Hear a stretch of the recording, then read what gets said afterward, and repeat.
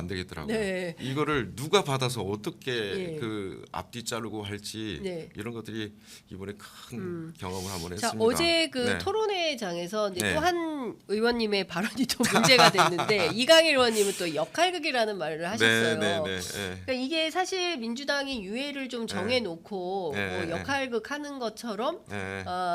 보였습니다. 이분의 네. 이제 실제로 역할극을 하신 겁니까 어제? 아니죠. 역할극 했으면 이런 말 안 나왔겠죠. 세게 그럼요. 붙었으니. 되게 세게 붙었잖아요. 네. 이게 아마 보신 분들은 되게 긴장감이 높았을 근데 거예요. 어제 동접이 높진 않았어요. 왜냐하면 네. 문체위가 워낙 뜨거워가지고 맞아요. 예, 네. 문체위에서 축구협회 홍명보 감독이 네. 뭐 다양한 방식으로 하시는 바람에 그래서 아마 이제 이강일 의원님은 그런 측면에서 얘기하신 거 아마 문자 보내면서 이런 얘기가 나왔던 것 같은데 우리가 각자 역할을 맡고 상대 그러니까 국민들에게 이 역할에서 충실해서 자기 입장을 충실하게 보여주는 거다라는 그런 차원에서 이 역할 얘기가 나온 것 같은데 시행팀은 시행팀대로 그렇죠. 유예팀은 유예팀대로 네, 그렇죠. 각자 맡은 그렇죠. 역할에 충실하자 이런 거였다. 금방 이해가 됩니다. 네. 그런데 이제 네. 중요한 것은 그래서 네. 금투세 시행을 어떻게 할 거냐라는 건데요. 네. 어제 토론을 했는데 그럼 민주당이 오늘 의원총회를 열어서 금투세 문제에 대한 당론을 결정을 합니까? 제 생각은 진성준 위원장하고 이제 금투세 이게 토론 네. 끝나고 좀 얘기를 나눴는데 여하튼 이 문제는 이제 정책의총을 다시 열어서 네. 좀 다른 의원들 일단 논박은 한번 이제 왔다 갔다 했지 않습니까? 네. 그래서 의원들 사이에 사실은 스펙트럼이 저는 조금 더 놀란 부분이 있어요. 이를테면 저희가 이제 시행을 하자는 주장이었지만 유예 쪽에서는 유예의 전제들이 좀 있습니다. 그러니까 주식시장이 예를 들면 10,000포인트 가면 어저께 그 얘기도 나왔거든요. 네. 그건 하지 말자는 얘기하고 똑같은 얘기나 저한테는 다른 주식시장이 네. 10,000포인트 가면 그때 네. 그 시행하자. 네. 그리고 뭐 김민석 최고께서도 그런 얘기 4,000포인트 얘기도 하고 예. 이제 그런 얘기를 하셨는데 이런 전제 조건들이 예를 들면 달성이 되면 금융투자소득세를 그때 가서 자본시장 활성화한 다음에 그때 가서 하자. 그런데 이런 조건들이 애매모호하거든요. 네. 그러니까 하지 말자는 주장인가? 네. 사실은 저희 입장에서는 이게 오히려 그 목적을 가기 위한 하나의 수단이기도 한데 이 개혁 과제를 포기하면 아까 제가 말씀드린 것처럼 이 개혁 과제가 다 된 밥인데 이거는 앞으로 재벌 개혁 문제나 지배구조 개선이나 상법 개정이나 이런 것들을 어떻게 넘어설까가 저는 더 걱정인 거예요. 25년 1월 1일에 이거는 손대지 않으면 그냥 시행하는 건데 이거를 한번 좀 이제 어떻게 보면 유예 또는 완화하게 되면 재벌 개혁 뭐 말도 못 꺼낸다. 그렇죠. 네, 상법 개정 뭐 네. 불가할 거다. 네. 지배구조 개선 어떻게 얘기 꺼내냐. 그러니까 여야 합의도 안 될 텐데. 네, 이런 부분들은 네. 이미 여야 합의된 부분도 시행조차 못하는데 네. 여야 합의 안 된 것에 대해서는 발걸음이나 뗄 수 있겠느냐. 이래서 그렇죠. 재벌 개혁, 경제 대개혁 할 수 있는 거냐. 맞습니다. 이런데 이제 그 네. 관전 포인트가 있으신 건데요. 네. 그러니까 중요한 것은 개미 투자자들의 반발인 것 같아요. 네. 어제 그 토론회 제가, 현장에도 네. 그 많은 분들이 이제 반대하시는 분들이 진성준 정책위원장을 향해서 상당히 세게 비판을 하시던데, 네. 자 투자자 입장에서 보면 금융투자소득세를 시행하면 아주 심각하게 손해를 봅니까? 아닙니다. 이게 네. 저희가 이제 여러 번 강조를 하는데 일단 지금 현행은 거래세입니다. 거래세는 간접세예요. 그렇습니다. 그러니까 이게 제일 처음에 0.5부터 시작해서 이렇게 내려오기 시작했는데 금융투자소득세를 도입하면 직접세 체계, 소득 있는 사람에게만 세금을 과세하는. 거래세는 없어지는 거죠. 그렇죠. 거래세는 네. 이제 농특세가 목적세가 예, 하나 남아 있는데 이거는 차후에 다른 걸로 좀 옮겨 놓으면 좋은데 그래서 75%가 개미들이 내고 있어요. 지금 거래세 세금을. 아니 이게 무차별적인 세금이잖아요. 다 거의 사실상 뭐 네. 참전하는 사람 누구나 다 참가비 내는 그렇죠. 수준이네요. 참가비를 다 받고 있는 거거든요. 그게 얼마나 돼요? 이게 23년도에 6.1조 정도 증권거래소가 거쳤는데 6조 1천억이요. 예, 그 중에 4.5조가 예. 다 개미 투자자들, 개인들이 투자. 냈어요. 근데 그러니까 그거라도 내고 금투세 하지 말라는 게 지금 1,400만 개미의 요구 아니에요?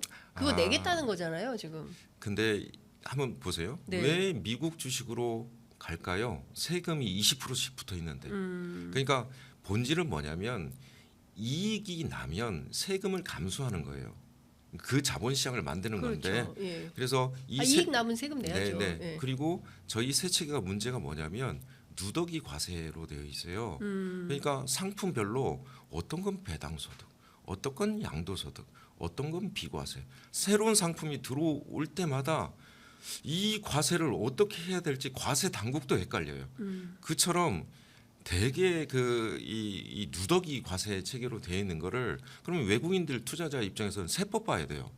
한국 들어오면 투자하려면 세법 다 봐야 됩니다. 다 달라 이 나라. 다 달라요, 이 나라는. 예. 그러니까 미국이나 일본이나 독일이나 OECD 지금 38개국 중에 대부분의 국가가 이 금투소득세를 도입한 이유는 네. 과세 체계를 단일화하고 그러니까 소득이 있는 곳에만 세금을 붙이고 직접세 체계로 그리고 손실이 났는데도 과세하면 안 된다. 우리는 지금 손실이 났는데도 과세를 하거든요. 네. 이익 통산 문제나 손실 이월 문제도 없어요. 그래 손실 이월 문제도 있어요. 그래서 이 세 체계를 투명하고 합리적으로 개선하면 주식 시장에 들어온 사람들이 자유롭게 이렇게 투자 활동이 가능하다. 그래서 이분들에게 사실은 오히려 가격을 찾는 기능을 더 잘 만들어주는 조건이다. 그래서 네. 지금 저 단일하게 차선을 만드는 거거든요. 복잡한 차선을 하나의 차선으로 세 체가 다 다르잖아요. 예. 하나의 차선 만들고 예. 그 다음에 또 하나 보여주시면 사실은 이 부분이 더 중요한데 그 다음 PPT 하나 더. 예. 네. 이게 거래 정보가 이제 나중에 소득세 때문에 국세청에 다 들어갑니다. 김건희 계좌 네.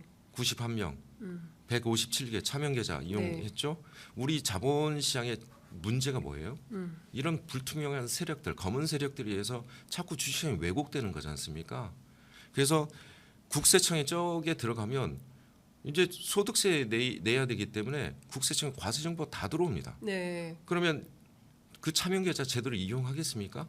사실은 저런 효과도 뒤에 있는 겁니다. 예. 자, 그런데 네, 지금 네. 뭐 댓글창에 막 난리가 났는데요. 네. 이거 민주당 사모펀드를 조장하기 위해서 이거 금투세 시행하려고 하는 거다. 사모펀드로 모르려고 하는 거다. 절대 그렇지 않고요. 네. 지금 사모펀드 구조를 잘 모르셔서 그래요. 사모펀드 97%는 네. 은행, 증권, 연기금, 기관들이 자금을 대요. 그래서 3% 큰 손들이 있는데 이 큰 손들은 이게 사모펀드는 주로 배당으로 과세를 하거든요. 49.5%입니다. 네. 배당은 종합소득에 합산해서 과세하기 때문에 과세가 세요. 그런데 네. 지금 이전에 비과세하던 영역들이 과세 영역으로 들어옵니다. 국내 주식 그러면 사모도 배당을 줄 때 국내 주식은 비과세했는데 49.5%를 받아야 되잖아요. 그 다음에 채권도 비과세였어요.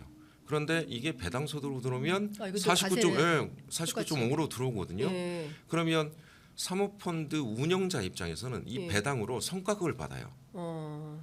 그러니까 운영자 입장에서 안 좋은 거죠. 그렇구나. 그래서 이 금투소득세가 들어오면 네. 사실은 사모펀드 운영자 지금 큰손 네. 그다음에 연말에 주식 팔아서 주식시장 변동성을 키우는 분들이 있잖아요. 대주주 요건 네.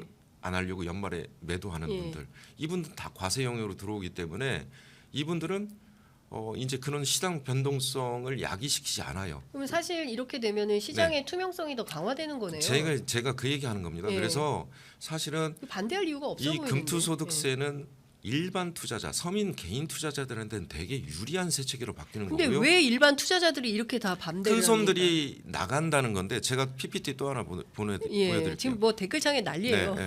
네, 그럴 겁니다. 네. 네. 저는 사실 주식을 네. 하지 않기 때문에 저 지금 금투소득세로 빠져나가면은요. 네. 금투소득세로 소액 투자자와 관련이 없다. 네, 왜냐하면 5천만 원 공제 한도기 때문에 네. 99% 우리 소액 투자자들은 예. 거래세를 안 내게 됩니다. 근데 금투소득세로 바뀌어도 5천만 원 공제 한도 때문에 네. 5천만 원 소득까지는 세금을 내질 않아요. 외국인 자국에서 이미 금투소득세 내고 있습니다. 네. 그다음에 기관 투자자 개인 투자자 경영자들도 매도하지 않아요. 네. 이재용 삼성 회장이 주식 매도하는 거 보셨습니까? 경영자인데 그렇죠. 매도 안 안 하거든요. 하죠. 해당이 안 돼요. 네. 그다음에 50억 이상 대주주도 예. 이미 주식 양도세를 금투세와 똑같은 세율로 내고 있어요. 그러면 어디에 해당이 되냐? 아까 제가 말씀드린 50억 미만 연말에 50억 이상 갔다가 50억 미만으로 자꾸 파는 사람들이 있잖아요. 네네. 이분들이 과세 영역이 들어오고 연말에 팔게 되면 주가 변동성이 매우 커져요. 이분들은 금투소득세 도입하면 어차피 과세해요. 네. 그러니까 팔 이유가 없는 겁니다.